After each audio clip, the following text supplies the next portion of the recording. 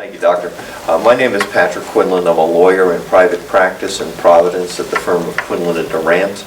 We represent dentists, radiologists, anesthesiologists, and oral surgeons. We advocate for them also at the General Assembly.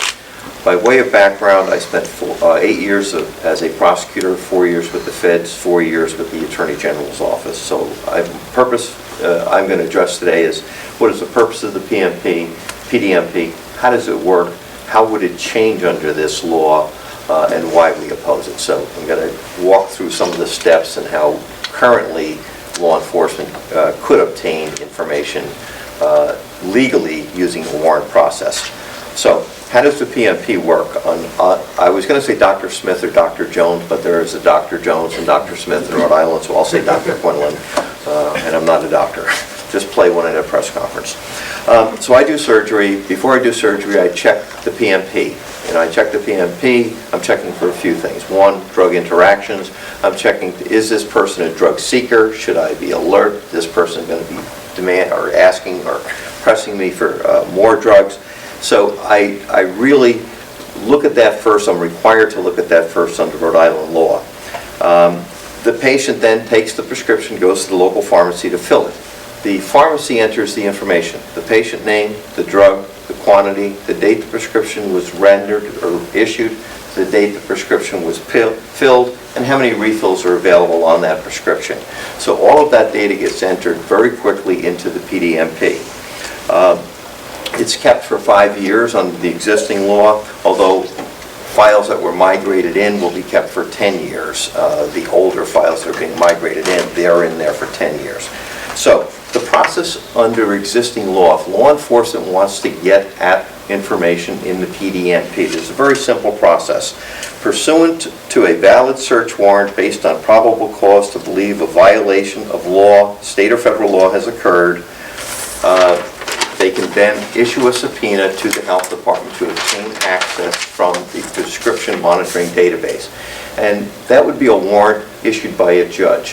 Having been a prosecutor, these are not that hard to obtain. Typically, the application would be, we had a confidential informant who is a trustworthy source in other cases, who has given us information that Dr. Quinlan is prescribing outside the bounds or selling pills out of his office. At that point, a judge would evaluate that information and either grant a warrant or deny a warrant. But there's an independent person. It's our Fourth Amendment. It's how our state constitution is set up. It's a very valuable and very important right to all of us, particularly the patients. This is consistent with HIPAA. HIPAA requires warrants when you're obtaining information, personal health information from either a doctor, a patient, or a database. There either has to be a waiver of the privilege, or if you're not asking the patient's permission, you need to obtain a warrant.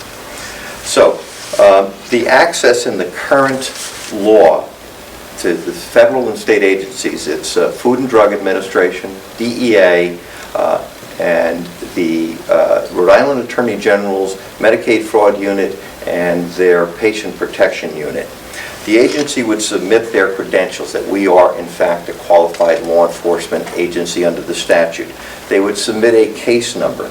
Here's where it gets really interesting. They submit a case number. Thereafter, to continue access to the database, they file a quarterly report of information or data reviewed by law enforcement on each case closed during the period during that quarter. So it appears to be a green light or a free ticket to go search through the database as long as you have an investigative number. That is the control in the statute. It automatically renews every year. If the director believes that for some reason, the director of the Department of Health, this agency should no longer get this information for whatever reason, the director has the right to notify them that they would be denied access to the agency.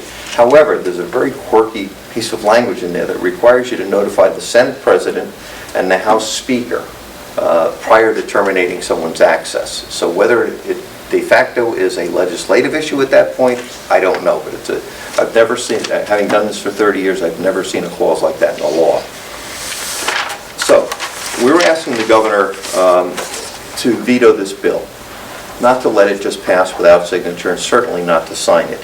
And we're asking the governor, before she makes this decision, to look at the House and Senate debates, the videos. They're all online. Because this whole bill has been based on a false pretense. That is, we're going to stop the pill mills. With the PMP, you cannot have a pill mill. Okay? If every prescription is recorded and you're sitting there like they did in Ohio and West Virginia and just writing out pads of prescriptions for opioids, you're going to violate the state law. The state PDMP people will send an analyst to your practice, and we have met with these analysts. They will come to the practice, say, you prescribe the following medicines, and the following, here's where you fit in the curve of all doctors prescribing. And they do this regularly, not in an enforcement context, but the people at the health department show you where you are vis-a-vis your peers if you're prescribing opioids. So there is no evidence that pill mills are operating in Rhode Island. In fact, the PDMP put an end to that, in our opinion. And there's no evidence that the federal or state agencies have been denied access to warrants to get this information. Warrants, having been a prosecutor, warrants are not that hard to obtain. If you're going to try to pass this and say we need access because we can't get warrants, it's an exigent circumstance. We have an overdose problem.